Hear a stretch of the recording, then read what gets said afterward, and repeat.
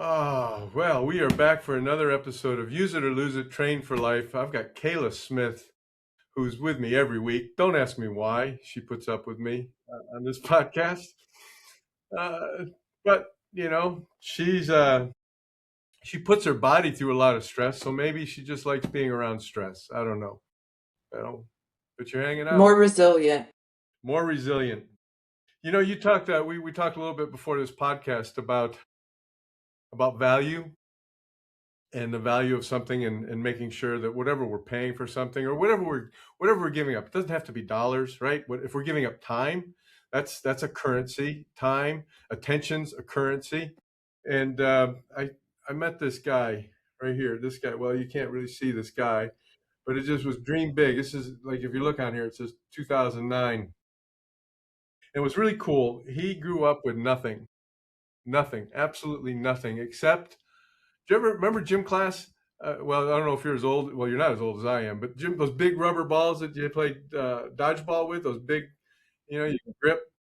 That's what he grew up with. He grew up with a big rubber ball. And that was his kind of way to take care of time, keep his mind active, be moving, be outside, get out of the stress and the tragedy that surrounded him. And it was interesting how he valued that ball. That ball was just, it was 10 cents probably at the time, but it wasn't 10 cents to him. That ball had so much value. And we talk about us in the gym and what we deliver in the gym and how we can bring more value to our clients. I think a good way for us to maybe do that is to maybe talk about, I don't know if myths is the right word, but talk about some mindset things that people, or just opinions people have on fitness, and maybe clarify some of that for people. Would that be a good topic for today? I like it. What'd you say? Would that add value? That will add value, I believe. Yes. And it will save us, maybe if everybody listens, it will save some time and some frustrations of having to say these same things multiple times to multiple people, because these are topics that I feel like are addressed uh, weekly, on a weekly basis. They could be, yes. Well, they are, and maybe They are. they are. Okay, maybe just write this note down. Kevin, need to do this more weekly.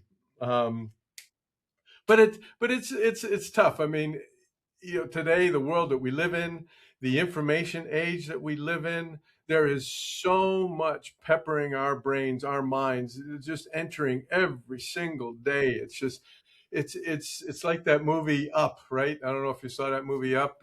My kids growing up, it was this guy with the balloons. He had this little dog, and every time this dog saw a squirrel, he would just, oh, squirrel, and he would just be off to something new. And sometimes I feel like in life, especially today, we have got so much information out there, influencers out there, and even if they're not influencers out there, there's just so much information that can just pull us in different directions. So we may hear something once, and it may have Mhm. great value and great meaning and help us. But as soon as we hear that, oftentimes we're distracted into another different direction, and we forget all about what that one thing was. So Yeah. I also think a lot of what comes to my mind and with my clients is not what they're hearing today, but it's like what they were conditioned to as kids. So maybe they learned it from their parents or their grandparents, or what were the trends when they were growing up. That's what became like modeled to them, and that's what sticks in their head, when it's like science and technology has progressed, the fitness world and the health world has progressed, and what was true or thought was true in the 80s and the 90s is not what we're looking at now. So like specifically thinking of a 50-plus-year-old female, which we have a lot of those in the gym, right? Or men for that matter, is like what was happening when their parents were modeling to them in the 80s, 70s, 80s, 90s. That's not what the world is today. And so it's like trying to convince, like, that's not true anymore. That's not detrimental. That's not actually the way the body works. That's not actually important. Like, that's what I feel I have a lot of conversations around. Yeah. So let's start with one of your favorite ones. Let's talk about, what we put into our bodies and how we fuel our bodies. And maybe there's a statement out there that I eat enough protein. I have enough Hmm. protein, or I'm eating, you know, or your comment might be, you're not eating enough protein. What are your thoughts around that part of maybe how people thought in the past, but where we are today? Yeah. So I think like people don't understand like what is enough protein, and then they don't understand how much protein they're actually eating. Like I can do a very quick question of like, well, run me through yesterday what you ate, and it'll be they think they're eating healthy, and it'll be oatmeal or fruit in the morning, maybe a sandwich and a salad at lunch, and then they have dinner. Usually, people are pretty good with dinner. Um, they have a protein, and I'm like, okay, well, even if you had 6 ounces of chicken at dinner, we're probably looking at 50, 75 grams of protein for the day. Like that's what we're looking at. And you are a 150-pound female. That's not enough protein. Like even though you ate quote unquote healthy, that's not enough protein. If you want to change your body, then you need to eat more protein. So I think that's the first thing is like just the understanding and the knowledge of where protein comes from in your food sources and actually how much you're eating. Um, and so I think that's first. And then another thing that we get a lot is like, well, I feel like when I eat protein, I gain weight. I don't want to gain weight. I don't want to get bulky.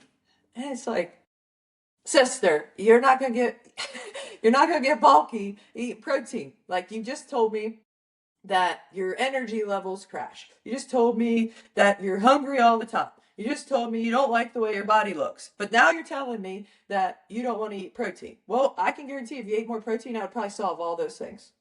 So it's like, um, it's just yeah, that back in the 80s and 90s, protein was like the bodybuilders, and that were like the muscle men, and that's not where we are. Like a desk job 45, 50-year-old woman needs to eat protein, and I wish that people would just like let that sink in and accept it and just start doing it. Well, and think about what was the main objective for that bodybuilder that Columbo, or yeah, I think his name was Frank Columbo. You got Arnold Schwarzenegger, and on the female side, oh man, there was one too, but I can't remember her name.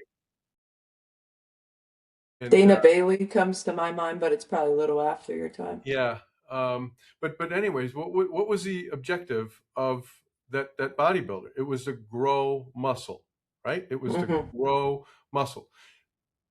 Is Should there be a different objective for a 50-year-old woman right now? I mean, right? But No, but I think she has in her mind that if she eats protein, she's going to look like a bodybuilder, and that's not the case. Like just look at me, we're okay? I eat protein. well, yeah, it's like that's not what happens. Like you don't eat protein and then you become a bodybuilder. There's a Right. lot more that goes into what that bodybuilder does, and there is not one client that we have in the gym that looks like a bodybuilder. And there's not one client, it's not going to happen. That's not what happens when you eat protein. Like there's a whole lot more that goes into the lifestyle and the training and the performance enhancing drugs that go into 100%. bodybuilding. Yeah, I was gonna go there. Maybe there's more natural bodybuilders in today's world, but if you look at those bodies in Yeah. the '70s, they weren't just by eating chicken. Yeah, Right. no, no, not gonna happen. I can. So I said that these are like that. You kind of made fun of me, but I say it's mountains that I will die on, and that is one of the things. Is a a woman that is, I'm just using a typical example, an avatar of a client, a 50-year-old woman that trains in the gym 3 days a week, that has 2 kids, that's running them all around, and has a desk job in finance, right? Like that's like a typical person. You will never in 1 million years look like a bodybuilder. Your life will not allow it. So just eat your protein and stop being worried that you're going to get bulky. There's some people I I can think of them, I can see them, right in front of me right now that have this that kind of personality, I guess I would say, very cynical, right? Mm-hmm. They're very cynical, and they question a lot of things. As a matter of fact, I had one person say to me the other day, "What in the world is going on with protein? Everywhere I turn right now, I go into a restaurant, and they're not asking me if I want meat. They're saying, 'What's your protein?'"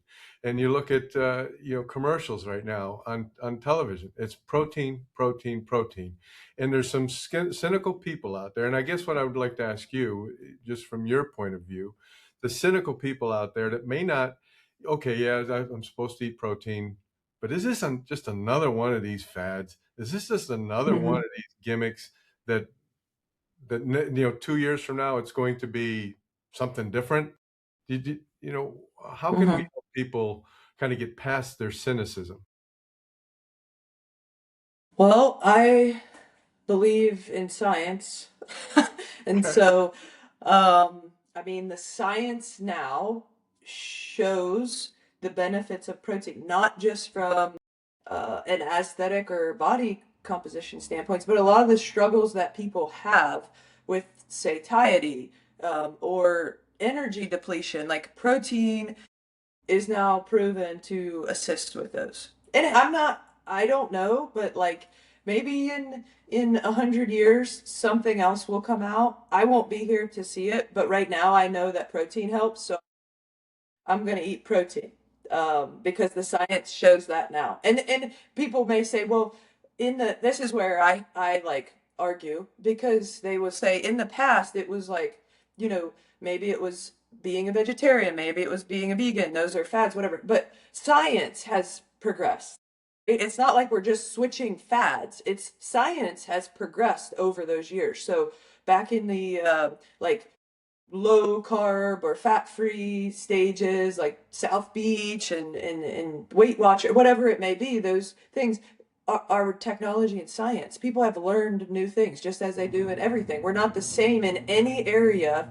If you look at a freaking car, it's not the same as it was in the 80s or 90s. Venture to say it's a lot better. It's progressed a lot more. So we're not going to go back and say, well, that car in the 80s was what I want to drive because it was the best. It's like things progress. We just have to accept that it progressed. In 100 years, it'll probably progress again.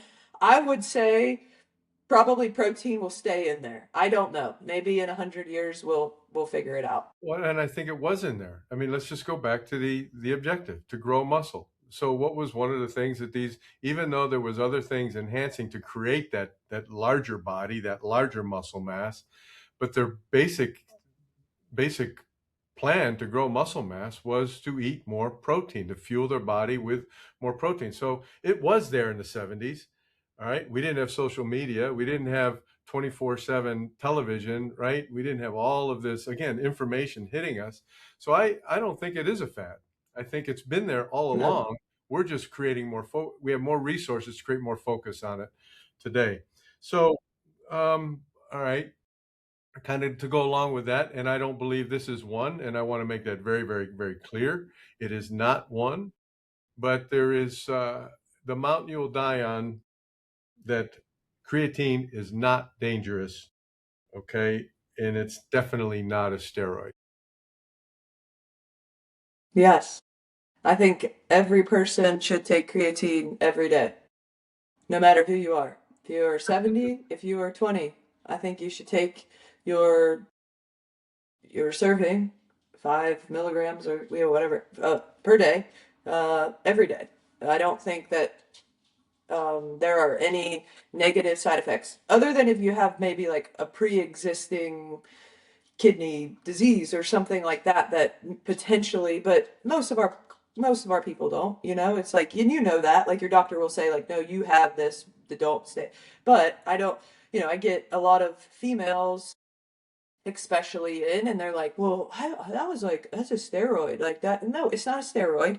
The same thing as, I'm gonna get bulky. No, maybe you'll have some more mental clarity of your perimenopausal brain fog that you have in the morning, because there's lots of studies out there that are showing that now, that not only is it assisting with energy reproduction from like ATP, but it's also assisting with cognitive function. So in the uh, health and science world, all of the experts, if we talk to Gabrielle Lyon, or we're not going to talk, that would be great if we talk to her, but if you listen to her, talk to Gabrielle Lyon, she's a big fan, and she's in the perimenopausal stage. She's a or Stacey Sims, a very big advocate for creatine in women of that age. So it's like, yes, like everybody can benefit from it. It will only help you push a little bit further in workouts. It will help with recovery. It'll help with brain fog. And there's now the science is showing there's really no negative impact of it. Yeah, I I'm I know I'm trying to figure out how I want to enter into this part of it, but I There's really nothing to say other than just take creatine well, and but stop thinking that it's a I steroid or you're going to get bulky taking it. so and I like what you're saying. I do like what you're saying. I like how you're clarifying it too, because I remember a conversation with you just regarding supplements. All right. And in one of your comments to me, individually, not on a podcast, but was, if we have a balanced nutrition, if we have a good, if we're eating the right foods, we're bringing in the macros and micronutrients and we're eating properly, we don't need supplements. But this is one Yes. that you differ on, right? Would you? Well, I think I'm saying from a standpoint of a person, right? Like the average Jane walking into the gym that's like brand new, she's not asking me if she should take creatine. Usually the life cycle, the evolution of a client is we got going in the gym, they're consistent in their workouts, they've been like changing their lifestyle habits, their nutrition is pretty locked in. Usually the next question is, what do you think about creatine? I've been reading on creatine. I'm not sure if it's safe. Like, is it, that's usually the next thing. A person first day in the gym, usually they're not asking, like, should I be taking creatine? Sometimes that happens. But I will always just say, yes, you should take creatine. Yes, I do think that nutrition, lifestyle are a bigger factor. They will help you out more than taking creatine. It's not a replacement. Like we just said, it's a supplement, and that's another mountain I'll die on. That supplements are supplemental to an already proper lifestyle and nutrition foundation. But if you're looking at supplements to supplement your diet, then I think creatine is the first one I would go to.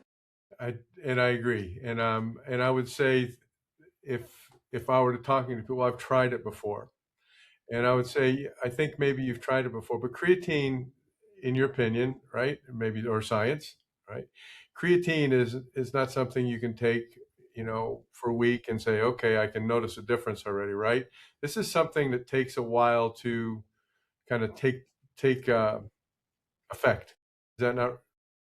Yeah, and You got to be consistent. it has to be consistent. Like you can't just take it one day on a workout day and then not the next day. And then from my personal experience, I've I will never do anything that I don't test myself. So there's not anything I would tell a client. So for me personally, I don't notice a difference when I take creatine. So it's like I don't notice that difference. Now, when I do notice a difference is when I stop taking creatine.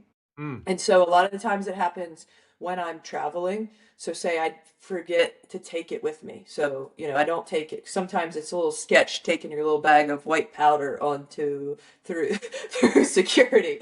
Um, that's happened quite a few times. They're like, "What's this?" And it's in a little white Ziploc. I'm like, "Oh, it's my creatine." Um, but yeah, if I go on like vacation and I'll try to go to the hotel gym or the resort gym and go for runs. When I'm there, I notice the recovery is so much worse. And that little extra push that you maybe don't notice when you're taking it, I guarantee you take it for a long period of time and then stop, you will notice a difference. yeah, I've noticed the same thing, and my issue is just it is that it's being consistent. It's just having it out on the counter. It's putting it in a drink, whatever it might be, and just drinking it down. But being consistent, not doing it one day, next day not, skipping a couple of days. Yeah. Just like our workouts, right? It's just like being consistent. Anything that we're doing that we want change, small change over time. That little 5 to 10 milligrams of creatine each day, small change over time will lead to big results. but I want a bigger result in my belly, Kayla. I mean, my belly fat, it's just, when I come to the Uh, gym, all right, I don't want my legs to get any more thinner than twiggier than they are. I want this tire around my belly to go away. uh-huh. Um, I could fly to where my wife is with her mother-in-law in Florida right now with these flaps on my wings. I could just start to flap those things, and I want that to go away. Uh-huh. I can spot reduce fat in different spots of my body if I try really hard, can't I? You can try all you want, and you're gonna lose that challenge as well. Yeah, no, it's like I can't tell you how many times I get someone in and they do you can't see my body, but they do grab their love handles and they're like, I just want to get rid of this. Or like I want to get rid of this. Help, I need to do more to get rid of that.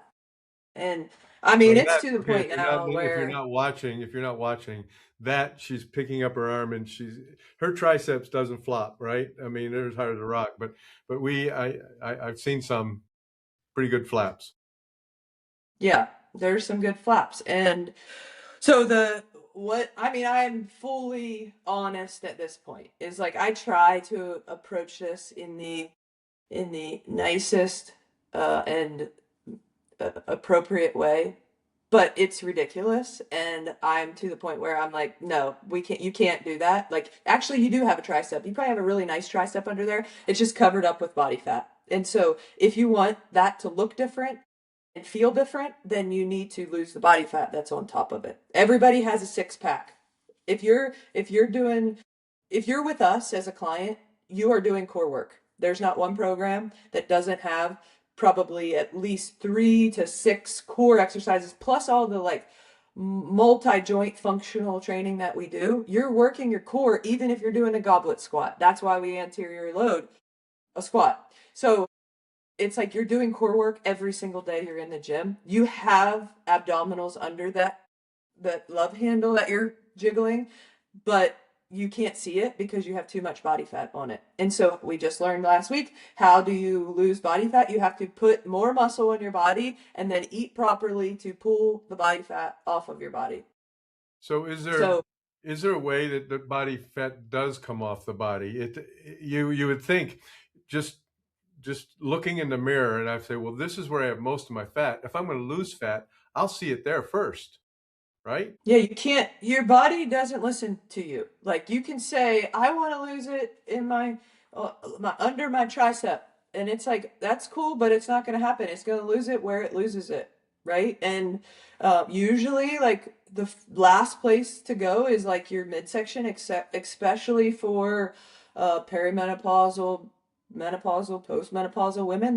You can't tell your body, but it tends to hang on to it around there. But if you lose overall body fat, that will come off eventually. You just can't tell your body where to do it. So if you continue to strength train, you continue to eat properly, you continue to have movement outside of the gym, that body fat will come off. You can do tricep, you can do a marathon of tricep extensions and that flap under your arm is still going to be there. We can do triceps all day. It's important to do triceps to have a well-rounded full body workout, but you can't site reduce or spot reduce. You can't say this is where I'm going to train because yeah, your tricep will get really strong. It'll be there, but you won't see it. It'll be bigger too. Yeah, a little bit bigger. Well, let's talk about bigger. And you kind of touched on it a bit when we were talking about protein, but and I would say there are some men out there that don't want to get big and bulky, right? They don't want that. They want to be more athletic looking and trim, not big and bulky. And if I train, this is a mountain you're going to die on, right? Or maybe people think they're going to die on. If I train hard, I'm going to be this big blob. All right. I'm going to be this, big image. And I don't want to be that. I don't want to be bulky. And if I train too hard, I'm going to get bulky. Yeah. Um, well, I think there's two parts to that. Okay. So first you start talking about men. And sometimes sometimes, I'm not saying all the time, but sometimes I think people set themselves up for lower than they could actually reach because they're afraid of failure.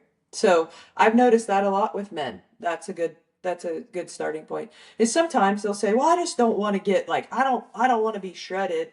I don't want to have abs. I'm okay with like just." And it's like, "Okay, but what if you could?" Like, are you just saying that so you feel good about yourself when you I maybe reach guarantee that you point? that that's not what they're saying to themselves. Then there's when they're looking in the mirror and they're looking at themselves, they are saying, "I want that six pack. I want that." But they're like to your point, they are afraid to make it public because as soon as you make something public, then you got to do it. It's like So if you when I set your lost two standard, hundred dollars, this last 6 8 weeks. When I made it public that I was going to challenge you on a weight loss, body fat reduction, uh, yeah, that hurt. I didn't want to make it mm-hmm. public. I don't want to make my desire for six pack public. So to your point, right? Yeah, people set the standard or the goal a little bit lower. So if they don't reach the high goal, they feel okay about themselves. And I feel like that happens a lot with men. It's like, well, who wouldn't want to have a six pack? I mean, I don't, if you, a lot of people, if you could say, I'll give you this shot and you get a six pack, they'd be like, yeah, let's do it. Do it. But if it's like you got to do a lot of hard work, you really have to grind, you have to be good, you have to do all these things that are really, really hard. It's like, well, I don't know if I can do all that. So I'll just settle for like not having a belly and a beer belly and a dad bod. I'll just settle for okay. Right? It's like, okay, that's one. Two, women, right? Is like they'll come in and they will say, well, I just don't want to be big. Women just want to be small. It's like, why do we want to be so small? It's like, I don't know. I just want women to take up space, hold your ground, be the best, biggest version of yourself that you can. Not saying you're going to get like that. Like I said earlier, if you train 3 days a week in the gym and you're like a family woman, a mom, you're not going to get big and bulky. There's no way in the world. I mean, I have been around bodybuilders. I have been around competitive athletes. I've dabbled in this stuff myself. I see what they have to do. The hours and hours and the discipline and the lack of life and fun that they have, that is none of our clients. They are never going to look like that. Never in a million years. And I will die on that This mountain. Like, mountain. I know there is no way in the world a female is going to get bulky coming to the gym and training 3 or 4 days a week without all the other stuff that goes into it.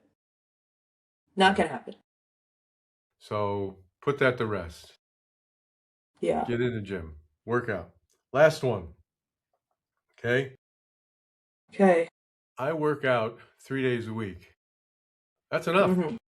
That's enough. Hey, look, I'm in the gym 3 days a week. I'm doing what you told me to do. I'm working my program. All right. That's enough. Yeah, well, that's where I would say that's not nearly enough.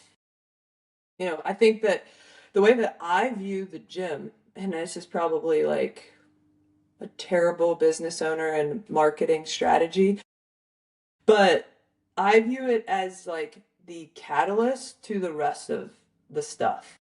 I don't promise I don't promise change. Actually, I'm pretty honest about it. I'm like, you might not see a whole lot of change in this time frame just coming into the gym, but that's the first step of like getting in, getting comfortable, building confidence, and then the next thing you know, it's a snowball effect. It's like, well, I really like this gym thing. I'm starting to feel a little bit better. I think I'm going to start changing my nutrition, and it's like, great. There's where change starts happening. It's like, man, I feel really good. I have a lot more energy. I have more confidence. I think I'm going to start doing physical activity outside of the gym, going on hikes, playing pickleball, doing random 5Ks and triathlons because you feel good about yourself. You want to challenge your body because you have been working hard. That's where the change starts to happen. It's the people that say, well, I've been coming into the gym 3 days a week and I don't see any results. I'm like, okay, well, what's your nutrition like? Well, it's not great. It's not great. I eat out and I drink and I uh, party. I have a lot of sweets, and it's like, okay, well, that's not going to lead to change. Um, or it's like, oh, great, you're doing really well in the gym. You haven't missed any workouts. What do the other 4 days look like? What are you doing? And it's like, well, I don't do anything. I sit at a desk. I sit at my kid's soccer game. I sit and watch TV at nighttime. And it's like, well, yeah, there's a lot of calorie burn left on the table that you could be taking advantage of on those other 4 days. And that's where a lot of the change happens as I well. like Movement outside of the gym. I like the way you put that. I mean, we have a sign in our gym that says, the hardest you've just done the hardest thing, right? Walking Hmm. into the gym is the hardest thing. But so they start, maybe it is the gym, and maybe it is working out 3 hours a week, and that is the catalyst. I like the way you put that. It becomes a catalyst, because then they do start to think about the nutrition, and then they may possibly also start thinking about how are they sleeping. Do they need a more regular schedule in their sleep? And because they're excited about tomorrow and having that energy and that recuperation and recovery, so they tend to now start to pay attention to their sleep. So all of these things go into it. I we've got different clients. I'll name them. I love this guy. I love him to death. Logan, right? Logan is, he came into the gym, wanted to try out, had a horrific accident in his early years. He's in his early 20s, and he's in his mid 20s now, and he wanted to lose weight. And he came into the gym and he was losing weight, but he had a change of job, and a job required him to be a FedEx delivery guy. And he went from 6,000 steps a day to 18,000 steps a day, combined with the exercising, the gym, the 3 days a week. It just like skyrocketed his weight Hmm. loss. Everything started to change a lot quicker, and he was a lot happier, with that. But it wasn't the 3 days in the gym that made the difference. He was doing that. It was that movement, daily movement, that really helped him Yeah.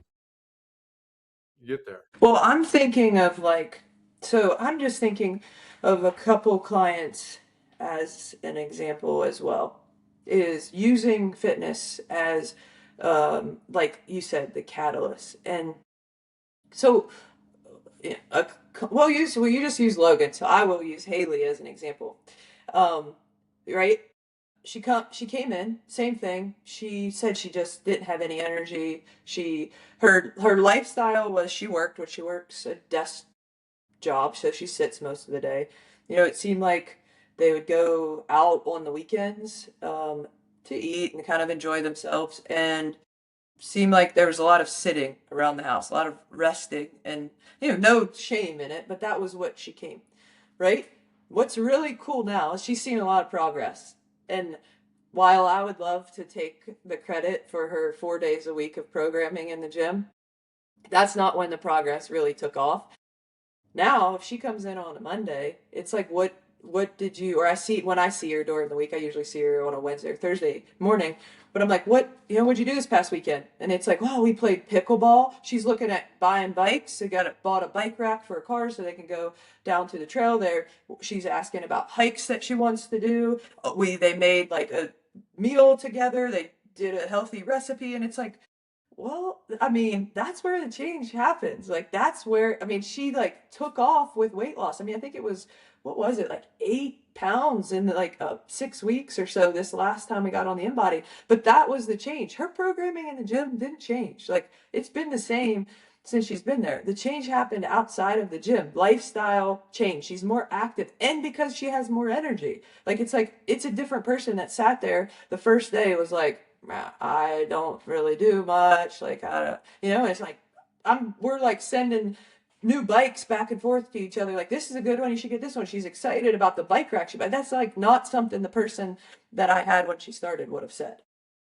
No, as a matter of fact, I think both of them were in question whether they were going to, continue, right? I mean, but then they they embraced it. They really embraced it, and just took on this outside of the gym kind of mindset, and really just started to accelerate the things, and it became that, a lifestyle now. It's their lifestyle, and that's I think if somebody were to ask me why I do the things that I do now today, it's stories like that.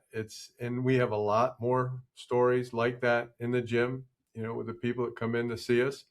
Um, so how would you wrap all of this up. I mean, this big mountain that you just climbed today, you're standing at the top of it, you're beating your chest, and you're just saying, listen, people. Listen to me. Um, Well, I would say challenge all the things that you believe. Like whatever you believe, like really think about it and say like, is this true? Is this actually what's the Byron Katie, right? Is this true? How do I know it's true? It's like maybe that's just the conditioned thought in your brain from your parents, your grandparents in the 80s and 90s. That potentially might not be true anymore. So I'd say challenge it. And then some of those beliefs too, I would say challenge yourself. And is it like a fear tactic of that also that conditioning, like you're afraid of getting bulky, you're afraid of eating protein because you don't want to get too big or you don't want to gain weight, and it's like, is that actually true? Like what is the science saying? If you're one of our clients, that's a conversation that we can have, but I would say like this is a message to our clients, like not I'm all for these questions, but it's like let's really think about it. Is it true before I ask this? Is this actually factual? Is this science now, or is this like a preconceived notion or perception from the past? Yeah, I like So I love. eat protein, you won't get bulky and big. Take creatine. It's not a steroid and it's not going to damage your kidneys unless you already have a pre-existing condition. Then don't take it. Ask your doctor. Um, no matter how hard any of our clients train, you're not going to get bulky. No matter what. I promise you, Scouts honor, it's not going to happen.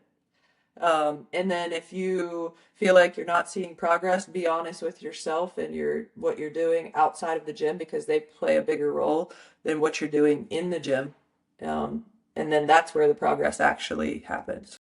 If I do 500 sit-ups a day, my belly Oh fat yes, I will still. yes, you can't Yeah, spot reduce or site reduce. If you want to see the muscles that you've worked hard for, you have to clean up your nutrition and your lifestyle habits so we can get rid of the body fat so those nice, strong abdominals will show. you know, I love the word curious, and you kind of said, just ask questions. I think being curious about anything is will enlighten us more than just believing everything that you hear out there. Just question it. And and uh, and I would say this too. You brought this up. You mentioned this in a way, mostly with men, and I wouldn't disagree with you at all. I think sometimes with men in the gym, there's an ego aspect of it, and that interferes with a lot of us improving to the degree that we could.